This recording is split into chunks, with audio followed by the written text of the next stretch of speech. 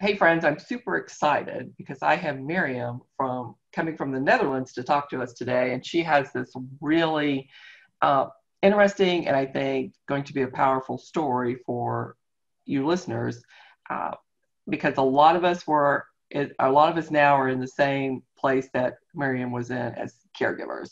So Miriam, please come introduce yourself and just start telling us your story wherever you're comfortable starting.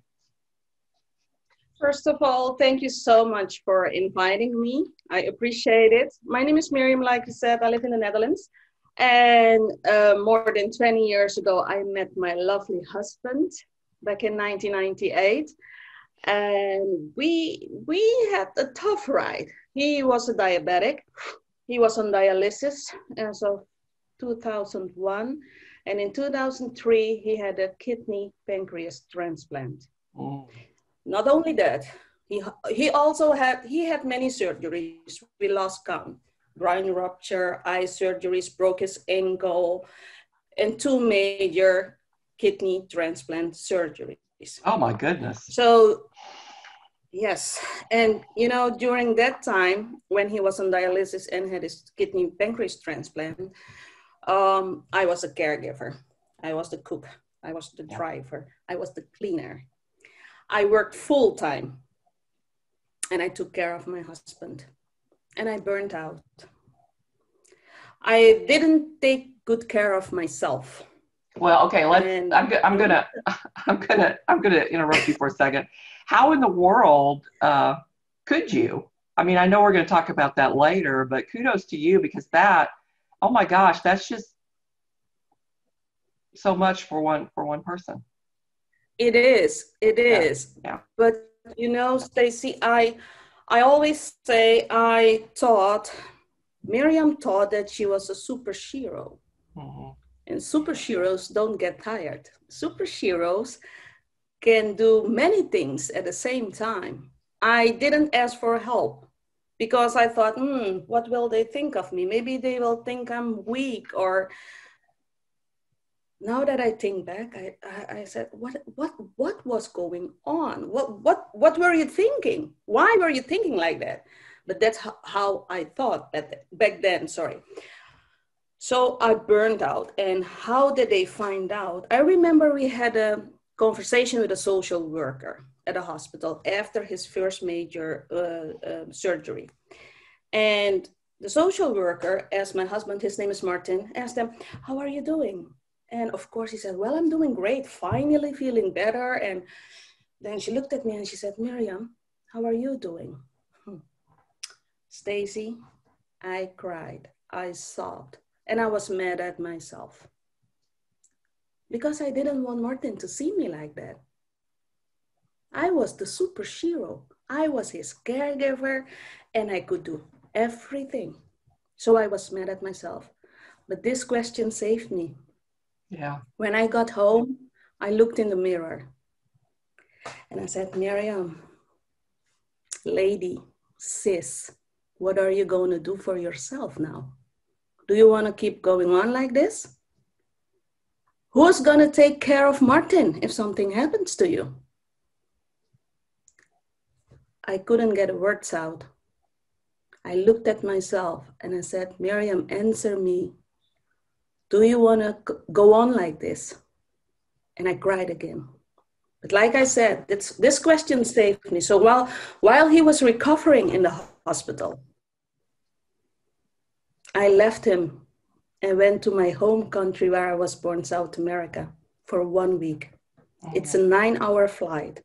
And during that flight, I thought of so many things.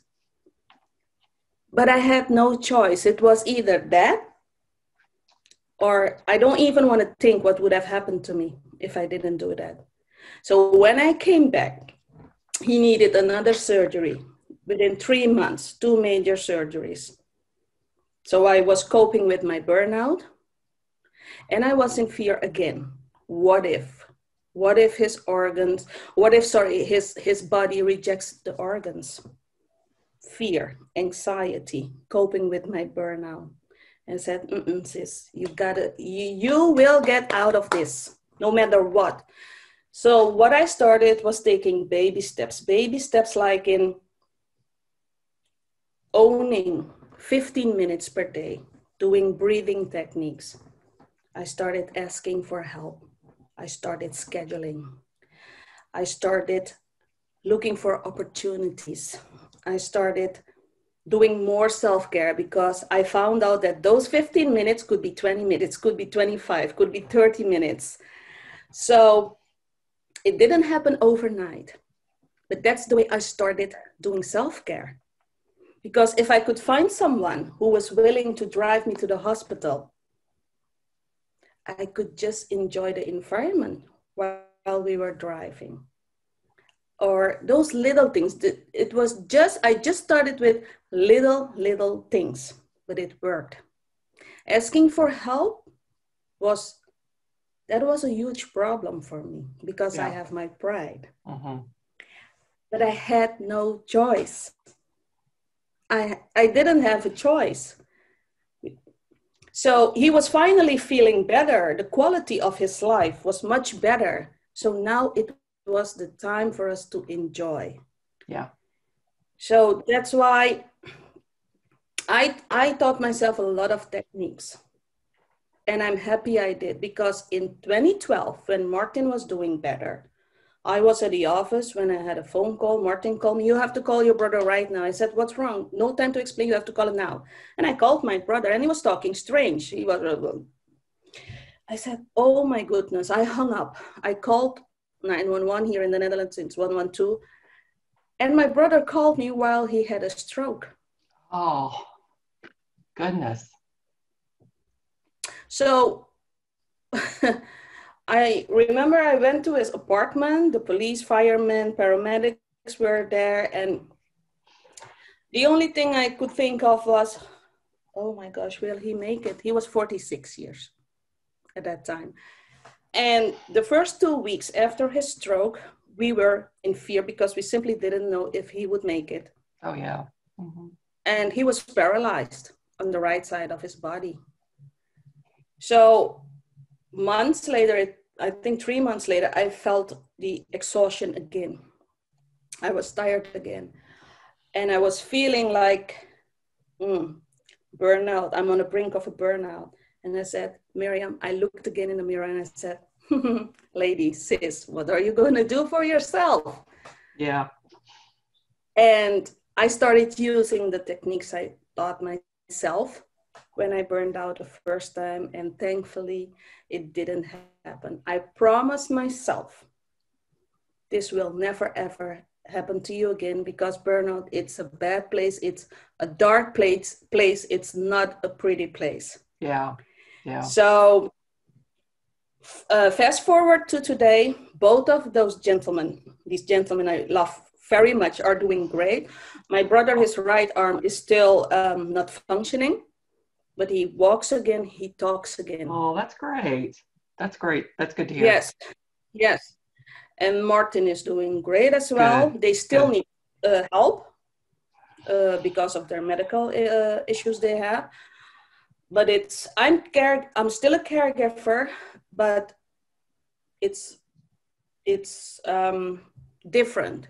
Mm-hmm. It's not that hard anymore like it was before, but yeah. I'm still a caregiver. Yeah. And I started writing a book about my caregiver's journey. And because I know there's, some people don't even realize that they are caregivers. And I will do my best to help fellow caregivers to prevent them from burning out. Yeah. By sharing tips, by, it's especially now during the pandemic, the isolation, they feel alone, and it's a crazy time now. Yeah, that's got to make it. That's got to make it so much worse, because you can't necessarily have people coming in or whatever.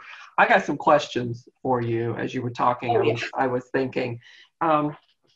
So I know this is looking back to the past, but what do you think would have happened if that social worker had not asked you that question? if she had not said to you? That's a very important question. I think I would be so depressed. Yeah, yeah. I would be so depressed. And the result of that would be that I simply couldn't take care of my husband. Yeah. At that time, we weren't married yet. We married 2 years later. Yeah. But I don't even want to think about it. That it would be awful. And I bring that up because it's the what if game and we never know. But I bring that up because if you are listening and you know someone who is in a role that Miriam was, ask them that question. How are you doing? Yeah. And make them answer you, or give them this interview and let them follow Miriam's tips. I think your tips are super, super good. Starting with just small things like 10, 15 minutes a day, which then stretch into longer things. But you will want more. Yeah, but I know you've heard this, but it's so hard for women in particular to ask for help or to feel that they can take that time. It's just these bad habits we've developed over the years. I know exactly what you're talking about. When Martin was home after surgery, and I was thinking to take a nice long hot shower, 15, 20 minutes, I couldn't enjoy it because I felt guilty. Yeah. So 95% of my time I spent on taking care of him. And when I finally had time, 5% for me, for Miriam, I couldn't enjoy it because I felt guilty. I was taking a shower and then I would think, what is he doing downstairs? Is he okay? Yeah. Is he... It's not necessary. You have the right to enjoy your me time. You should own it, your well-being. So I had to learn to let it go and trust. How should I say this? Trust the process. Trust the fact that he was doing okay. Yeah. And try to enjoy, because it gave me a lot of stress. Yeah. Because I wanted to control everything, and you can't control everything. Yeah. So what also helped me was meditating. I started with meditation in the morning and in the evening. And in the morning, I also started journaling, 3 to 5 minutes every day, only 3 to 5 minutes. And people ask me, what are you writing about? Whatever comes to my mind. And if nothing comes to my mind, I say, I can't think of anything. That rarely happens because there's always something going on in my mind. And I was so amazed to see how many great ideas I got from just journaling. Yeah. And I told myself, when you wake up in the morning, I want you to think of something positive. One thing, only one.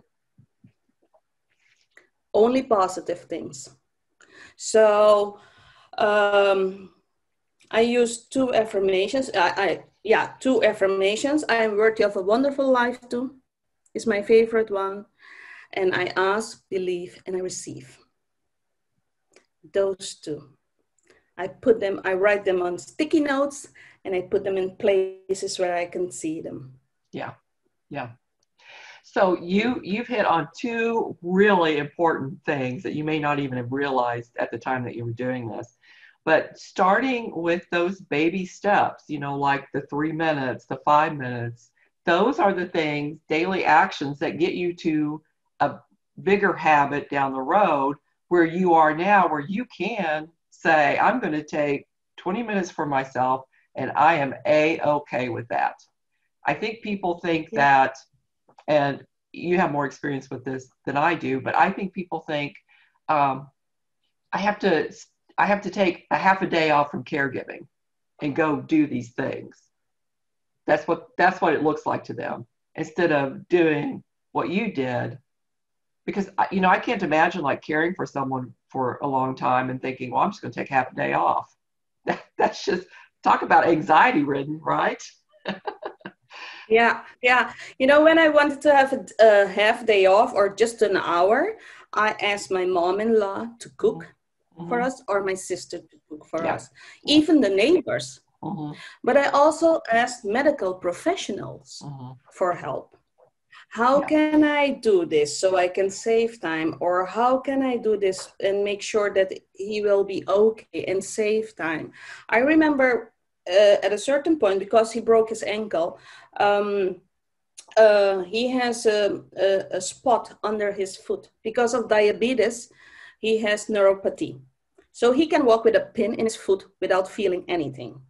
So he has a spot under his foot, and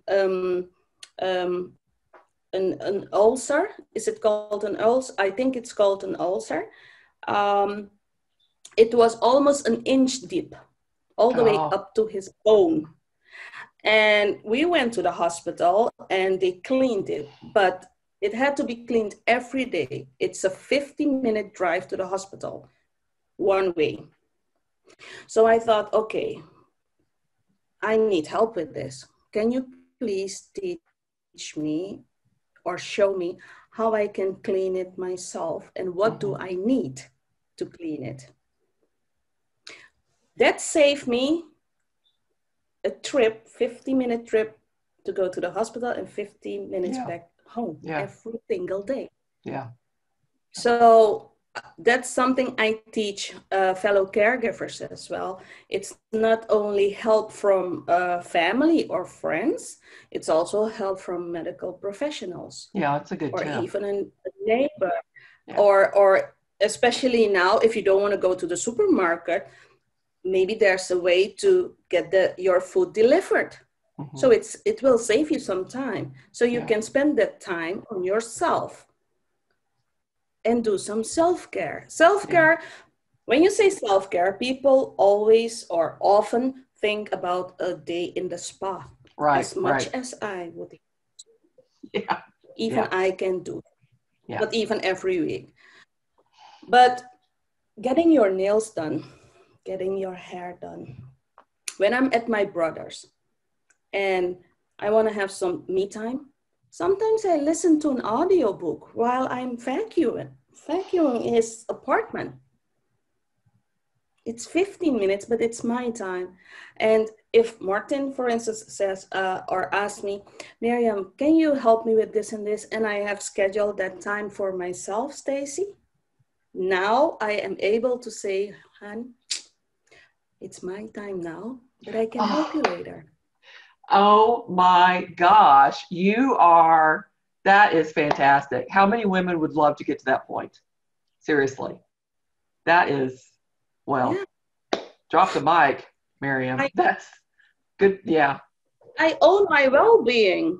I own it, and he knows it. And, he says, hon, no problem. Then we can do it later. No problem at all. And that goes also for my brother. If he asks me something, sis, can you please help me with something? He lives 20 miles away from us. And I've scheduled that time for myself. If it's not urgent, I tell him, hey, bro, listen, I can help you, but later. Yeah. Your ability to develop those habits over the years has also helped you develop some really healthy boundaries that other people respect, which is, awesome. Good for you.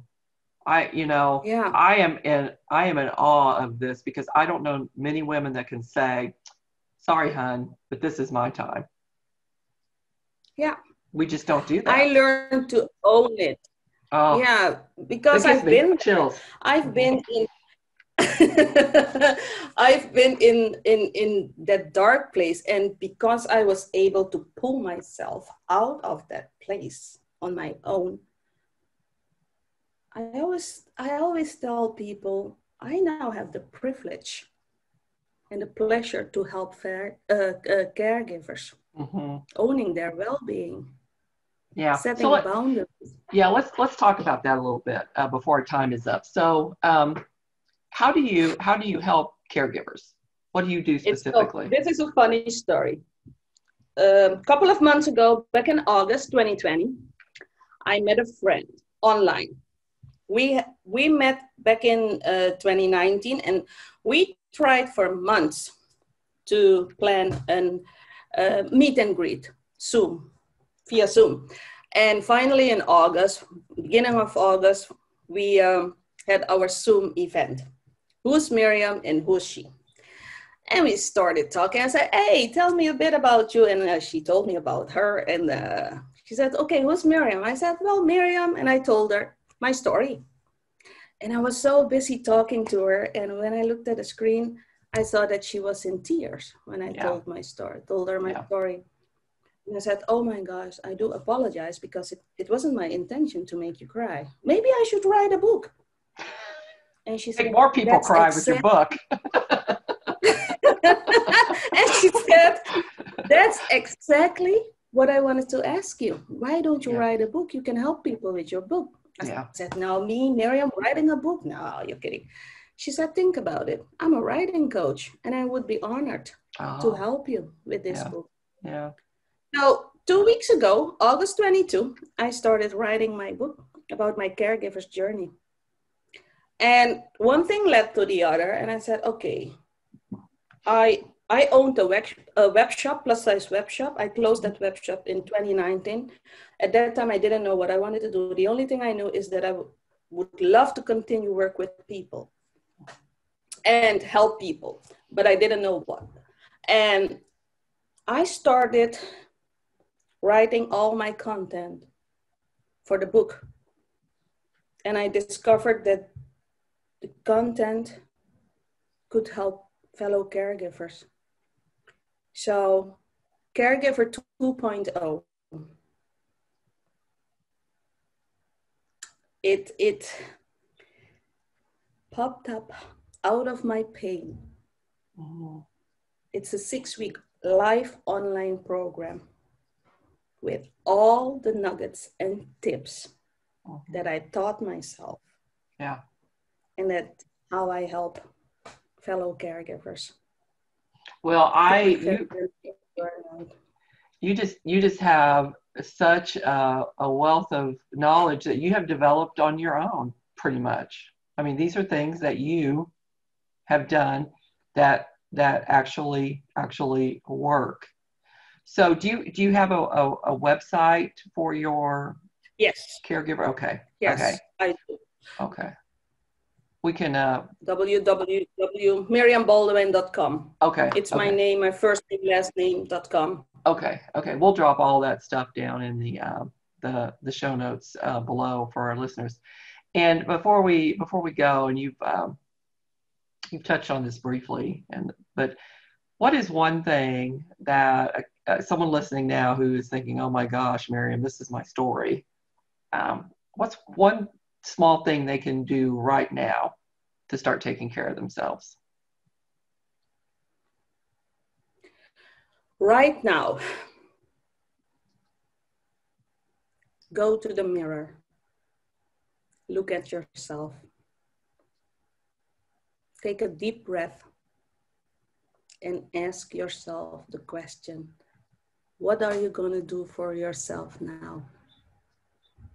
If your name is Stacy, what are you going to do for yourself now? Yeah.